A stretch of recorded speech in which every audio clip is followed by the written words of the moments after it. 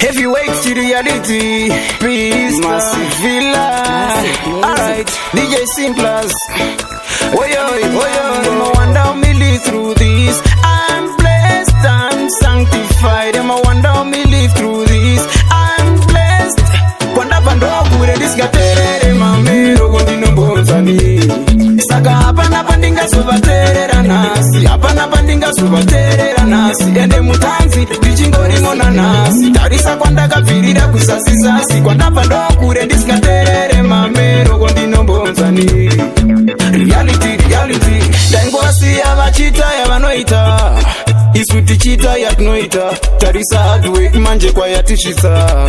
Ivo vachiprata vachisimbisana. Ndine mafanza angu anondida, vanoti ndikasvika vanofara kunge New Year's Eve.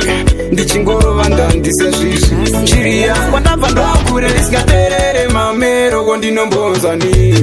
Saka hapana pandingazovateerera nhasi. Hapana pandingazovateerera nhasi. Ende mutanzi ndichingori mona nhasi. Tarisa kwandakabvirira kusasisasi. Kwandabva ndokure handiterere mamero gondinombonzani. Reality, I wonder how me live through this. I'm blessed, I'm sanctified. I wonder how me live through this. I'm blessed, I'm sanctified. Me no need nobody. When you have your God, you no need nobody. You no need nobody. Kwanda vando kure handiterere mamero gondinombonzani. Saka hapana pandingazovateerera nhasi. Hapana pandingazovateerera nhasi. Ende mutanzi ndichingori mona nhasi. Tarisa kwandakabvirira kusasisasi. Kwandabva ndokure handiterere mamero gondinombonzani. Reality, daingwasiya vachita yavanoita isu tichita yatinoita. Tarisa hardwork manje kwa yatisvitsa. Ivo vachiprata vachisimbisana. Ndine mafanza angu anondida, vanoti ndikasvika vanofara kunge New Year's Eve. Ndichingorova ndandise zvizi chiriya kwandabva ndokure handiterere mamero gondinombonzani.